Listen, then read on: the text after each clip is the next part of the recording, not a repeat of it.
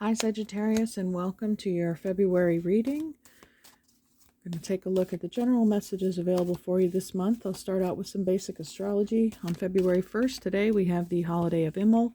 That is a pagan holiday celebrating the halfway point between the winter solstice and the vernal equinox. And then on the 5th, we have a full moon in sidereal Cancer at 22 degrees. It's also making a T-square to Uranus, which is the planet of the unexpected and also the planet of freedom. And then we have around 1 a.m. Eastern Time on the 13th of February, the Sun will enter sidereal Aquarius. And then the following day, of course, is Valentine's Day, and I'll do a separate reading for that. But on the 15th, we'll have an exact conjunction between Neptune and Venus. This could be good or bad for current relationships. If you have a very healthy partnership, then it can bring more depth and compassion and spirituality to the partnership. If there's no red flags that you're overlooking and seeing the person or situation through rose-colored glasses. So as long as you're grounded and clear about where you stand, it could be great. And you'll also see enhanced compassion, creativity, enjoyment for all things beautiful. It'll be a good time to paint or write music or enjoy any hobby that involves creating art or beautiful things. And also you might have some trouble focusing at work just because it's such a dreamy element of Neptune being in Pisces. So it'll only be for a couple days. And yeah, so we have that. And then finally we'll have a new moon in Aquarius at 7 degrees, and that'll be conjunct Saturn. But I'm going to do separate videos for the moons as they arrive, and I'll do a separate love reading for the Valentine's holiday. Okay, let's see what's under your deck. We have the Tower. All right, you're not the only one to get this month. So big shifts and changes, maybe some epiphanies, some clarity. It looks like these people are being ushered out of their home. So you could be, again, relocating. So you'd be starting a whole new life or a whole new cycle somewhere else, physically or emotionally. And here we have the Six of Cups, Sun in Scorpio. This is a card of nostalgia.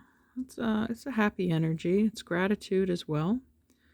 So enjoying memory lane, for some of you. You could have some happy times that you're looking back on. Maybe if you are leaving an area, you could be leaving your home for the first time. Then we have the Knight of Swords, Aquarius, Gemini, Libra, charging forward with conviction and a lot of energy, a lot of air, communication rapidly coming in and out. And then we have the Page of Wands. It's a new beginning, following your passion. Again, I felt a lot of passion here in the Knight of Swords, not just anger, but definitely confidence. And you're off on a new journey with the Page of Wands, following spirit, maybe listening to your spirit guides here and the birds in the tree. And I always think of that Bob Marley song, Three Little Birds. Don't worry about a thing because every little thing's going to be all right. So if you feel uprooted by the Tower card, you have a lot of support and love either from your family or your spirit guides, but there's nothing to fear here. And then we have the Four of Cups. All right, the resolution is peaceful. There's security in the number 4. It's a grounded element, laying down foundations. Your emotions are very practical this month, even despite this uproar that could be coming through. You're okay with it. And then we have the Hermit. Okay, so we have 2 reclusive meditative cards. This could be you taking time alone to weigh your options and consider which direction you want to go. If you're given this opportunity or given this news, maybe you just need time to process it before you take action, but we'll expand upon this reading. The Hermit follows his truth, you know. He takes the road less traveled as he walks it alone. It's a spiritual quest.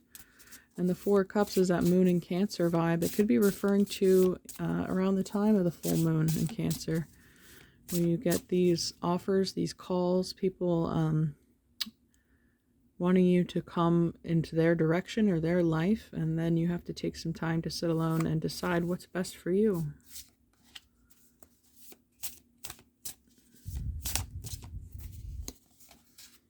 Okay. Take time to replace this candle.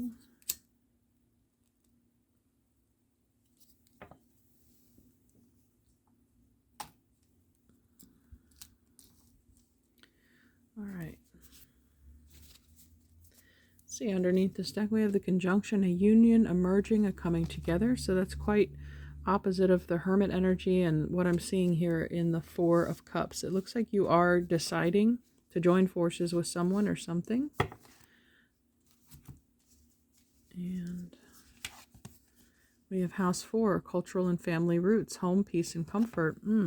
Like I said, I feel like there is a big change coming to your home, not just because of the Tower, but with the Six of Cups here, that nostalgic feel, connection to your roots, your family. Some of you might be moving back towards your hometown. But I feel more that this is a moving away with the Knight of Swords there. And that's also ruled by Cancer. And we have Cancer showing up in the Four of Cups. Scorpio, intensity, exposing, purging, and renewing. That could be that Tower energy. Because Mars and Pluto are the rulers of Scorpio, the house of transformation, change. And so purging has to be done in order to relocate or to start a new life or pattern. And that's really connected to the Tower energy there. Next we have Square, challenging situation or a mountain to climb. Okay, well the Hermit traditionally is pictured on top of a mountain, right? Seeking answers, getting closer to spirit. There's a connection to the air element here in the birds. It requires to elevate your frequency or even your location. You need to get higher up in order to seek clarity, to get a bigger picture. You want to get a bird's eye view of your situation from higher self's perspective. And then we have Yin, intuition, trust, patience, spirituality, and receptivity. I think you're open, obviously, to receiving any of these messages that are going to show you a resolution to your situation. Whatever information is coming in through these channels, you're in touch with your feminine receptive energy to do so. All right, let's take a look at some oracle cards for you. Mystical wisdom deck. What wisdom can be offered here for Sag? And how about one more? Okay, what's under this deck? Good fortune. Invite magic in. Okay, the invitation to receive, present here in the Yin energy. So good things are coming for you if you allow it. Let's see what else is underneath. Battle of the Blues, take step towards positive change. Okay, there is a bit of solitary energy over here with the Four Cups and the Hermit. And then we have memories, cherished memories of loved ones. Okay, yeah, that's coming up with the Six of Cups and the nostalgia card and the Cancer home vibes. I think wherever you do travel, obviously you'll take the memories with you. Animal bonds, stand up for all animals. Again, this to me gives the vibe of a more primal, instinctual feeling of the direction that you're going. They're all headed together in the same direction. But I did talk about elevation, rising above this mountain, this difficulty, getting a higher perspective, getting closer to the voice of higher self or source. So, and it's definitely that feeling of travel. I mean, you're the wanderer, Sagittarius. You're free. You go where the road or the wind blows you, right? Of course, there's some sadness that comes with that. Every time you start over, you pick up and go. You are going to leave people behind, and that might cause some regret or sadness. But I think you're doing what's best for you. Let's see what animal energy we have. We have 3 cards here. Let's take the one in the middle. We have the wolf, number 15. The lone wolf, perhaps. All right, the title of this card is Teacher, Wolf Teacher Pathfinder, Moondog of my soul, howling, singing, teach me how to know. Wolf is the pathfinder, and you're always on the path, Sag. Like I said, you're the traveler. Even though this is Virgo energy, you very much embody the hermit, the seeker of knowledge, of understanding, enlightenment. So Wolf is the pathfinder, the forerunner of new ideas, who returns to the clan to teach and share medicine. Wolf takes one mate for life and is loyal like dog. If you were to keep company with wolves, you would find an enormous sense of family within the pack, as well as a strong individualistic urge. These qualities make Wolf very much like the human race. As humans, we also have an ability to be part of society and yet still embody our individual dreams and ideas. In the great North Star nation, Wolf is represented by the dog star Sirius, which legend tells us was the original home of our teachers in ancient times. Sirius was thought to be the home of the gods by the ancient Egyptians and is still considered so by the Dogon tribe of Africa. It stands to reason that Native American peoples would formulate the same connection and adopt wolf people as the clan of teachers. The sense of wolf are very keen, and the moon and its power ally. The moon is a symbol for psychic energy or the unconscious that holds the secrets of knowledge and wisdom. Baying at the moon may be an indication of wolf's desire to connect with new ideas which are just below the surface of consciousness. Wolf medicine empowers the teacher within all of us to come forth and aid the children of earth in understanding the great mystery of life. If you have drawn Wolf's card, you may be able to share your personal medicine with others. Your intuitive side may also have an answer or teaching for your personal use at this time. As you feel Wolf coming alive within you, you may wish to share your knowledge by writing or lecturing on information that will help others better understand their uniqueness or path in life. It is in the sharing of great truths and the consciousness of humanity will attain new heights. Wolf could also be telling you to seek out lonely places that will allow you to see your teacher within. In the aloneness of a power place, devoid of other humans, you may find the true you. Look for teachings no matter where you are. Wolf would not come to you unless you requested the appearance of the tribe's greatest teacher.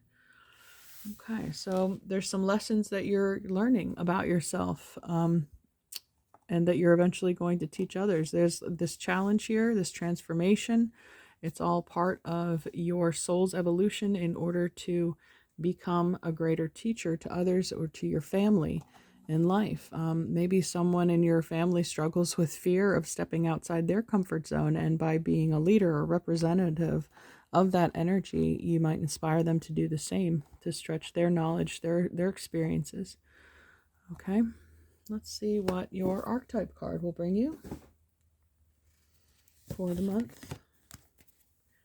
Or you could be seeking out a teacher. I know as the metaphor, they person climbs a mountain in order to find the guru, but I think it's more important to seek the guru within.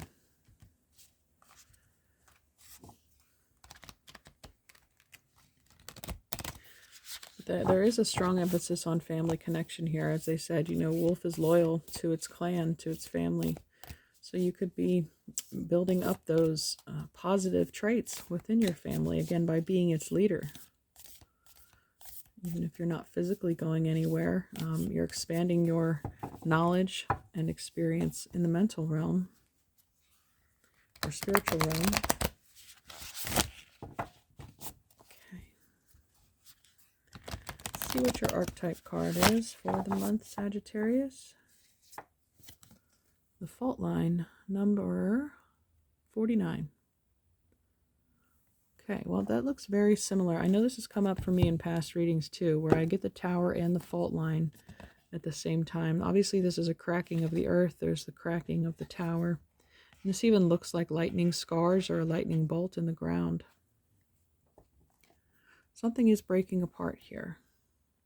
All right, this title is called The Fissure, the Crack, the Weak Link. Imagine walking across a frozen lake that begins to crack before your eyes. No matter how optimistic and brave you might be, panic ensues.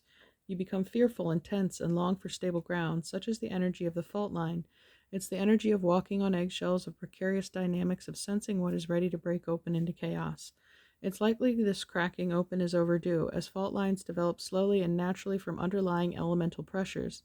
This card comes as a potent warning not to deny the shakiness that's afoot. It's much better to prepare yourself for change than to walk along the fault line pretending all is well. There is no easy fix for the situation at hand. It will require a foundational shift that alters the current dynamics from the ground up. When light, redefining reality, breaking open. When dark, precariousness, pretending, and delusion. Okay. In Japanese kintsugi pottery, gold is used to mend cracks. Breaks are thought of as precious rather than something to be hidden. I really like that. If you want to look more into kintsugi, they value something more because of its breaks, because it's been through trauma. It's not broken. It's not worth being thrown away. It still has usefulness. They mend it and make it even more beautiful by adding gold. It also feels to me like that transmutation of lead into gold, from something that was heavy and weighing you down into a bright, illuminating, uplifting experience. And that happens within, and that happens usually in solitude. And it can be a lonely road, but it's worth it. It takes a lot of energy being put into yourself in order to become the alchemist, to become gold itself. It is possible that something a loved one said caused a crack in your relationship that has never been mended. Revisit it. The time to heal is nigh. Okay, so maybe it was something that was said in your home or from a family member, because the Knight of Swords, I didn't really emphasize the aggressiveness of this card, but it could be. Words are swords. They can cut or they can heal or defend, but with the Six of Cups here, the fourth house, and Cancer being emphasized, it feels like maybe somebody said something hurtful, and that may have caused you to have this experience of sadness or withdraw or wanting to change or move out of that situation. So this is, a very personal decision, of course, for everyone. And I know it's another tarot card, but because the wolf did mention Sirius, the dog star, I do have the Syrian Starseed Tarot. And I just want to grab one card from there and see what we get. The Sage of Crystals, the Queen of Coins. Okay. So Capricorn, Virgo, Taurus, the Queen of her element. A lot of security. That's really encouraging, following the fault line and the Tower. This is a regaining of stability. All of your material needs are met. It's an improvement in health. It could also be a call to take care of your physical body. But Virgo also rules the health card.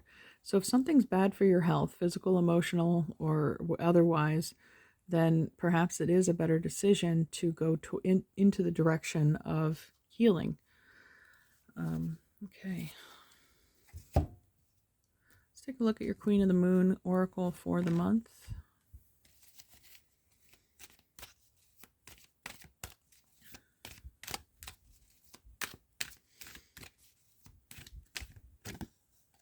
Discernment, number 10. It's another element of air, so Aquarius, Gemini, Libra. Being able to see through the judgment or the situation. It's not using your physical eyes, but your third eye, your intuition. I like that she has the planets here and she's cupping the sun right at her solar plexus. So that's the ego, that's the identity and the self. So knowing your values, keeping your values safe and enhancing them, and not being led astray by what you see, perhaps, but letting your feeling lead the way. And underneath the deck here, I have the Thunder Moon, which has changed. I believe this is the moon in the July time period. You get those violent summer storms.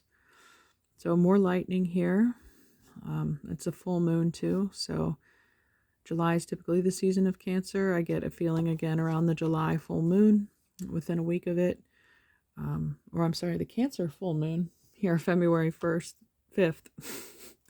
The first half of February is going to be where this shift occurs.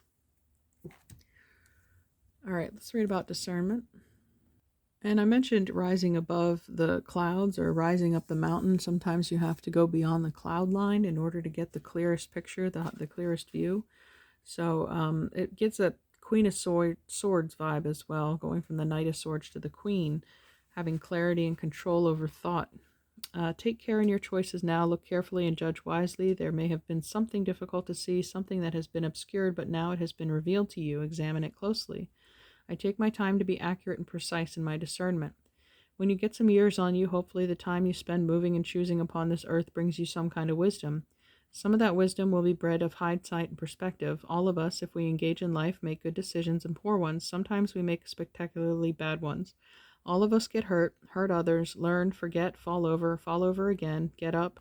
But hopefully we grow, we change. We are able to spot where our sore points are and fix them if we so choose. We are able to take a good long look at what is painfully recurring in our lives and deal with it. Yes, deal. The secret here is discernment, real discernment, really making it a priority to take time to ensure acuteness of judgment, really looking at the fine print before you buy. Instead of taking things on face value or rushing into surface judgments, take your sweet time to form relationships and business relationships. Put your energy output into perspective, looking at evidence instead of only just believing. Feel and act when you are being trodden upon or having your boundaries overstepped or when something doesn't quite feel kosher. Ask clarifying questions and really listen to the answers offered. Then act on the reality. That is growth. That is real pattern busting. That is gathering the wisdom. And the companion stone or metal is yellow jasper. All right, let's get a Journey of Love card for you here. What kind of loving message can we get for Sagittarius? Oh, I forgot. Underneath this mystical wisdom, we had good fortune. Invite magic in. And the Sage of Crystals, the Queen of Coins, certainly is good fortune. Okay. What Journey of Love we have. Drop into your heart, 68. It's very close to the solar plexus. Right above it is the heart. So yellows and greens you could be seeing a lot, or they could be colors that you resonate with highly this month. There is a place of light within that no darkness can touch. It cannot be shamed. It can never be made impure. It is never lost or darkened or unavailable to us. Though we may forget sometimes, sitting in a darkened room and not realizing that we can stand up and walk into the light so close to us, just on the other side of the doorway of the heart. Whatever may arise, great joy, great sorrow, drop into your heart and offer it to the divine, gently bowing your forehead to your hands in prayer. Connect mind to the heart. Let yourself have some peace. It wants you, you know. This oracle brings you an offering. The divine would like you to offer whatever is bringing your heart trouble, or, of course, joy. The divine would like to receive this from you as a gift, that it may return to you some special blessing. Place your hands at your heart, and in genuine reflection, perhaps you may choose to offer your heart burden or light now. Either will be joyfully received by the divine, and you shall be graced with a gift in return. All right. So, okay. Get a goddess guidance card for us. Or this is the Rose Oracle. Okay. The Sacred Union, beloved within, inner and outer relationships. Okay.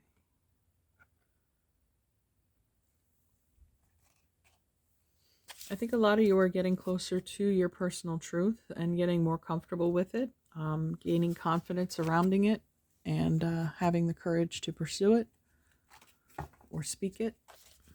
Maybe you're afraid you'll disappoint somebody close to you.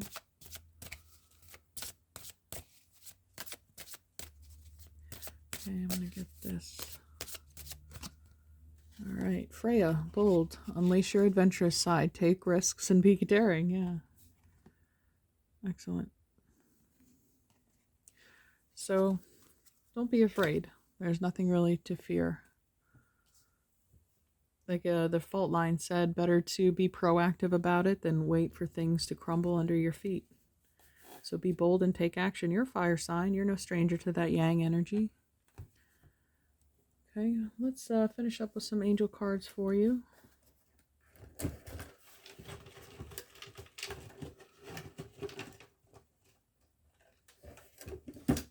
Okay, I have authenticity. Yeah, did I say some of you are getting in touch with your truth? And there she has her heart light shining. We talked about that in Drop Into Your Heart, and the discernment card focusing on those energy centers of the body. We have transformation. So that goes in hand here with the Scorpio card and the Tower, of course. And we also have discernment again. There's going to be a clarity achieved here. There's going to be a clear understanding by the end of this month of which direction you should go. And I hope you choose going forward and being true to your heart. And then we have balance. All right. I did mention that clarity, that air element, that Queen of Swords, being able to achieve balance in your life inside and out. Okay. But obviously things were unstable here with the fault line in the tower. There might have been a lot of flux in your life. But now this is talking about achieving some kind of even keel, some security, like the Queen of Coins. All right. Well, I hope you enjoyed this reading, Sag. I wish you the best this month. It looks like you have a challenge ahead of you, but it's nothing you can't overcome. Spend some time reflecting and connecting with your true self. And don't be afraid to get out there and follow through. All right. Take care, everyone. We'll see you next time. Bye.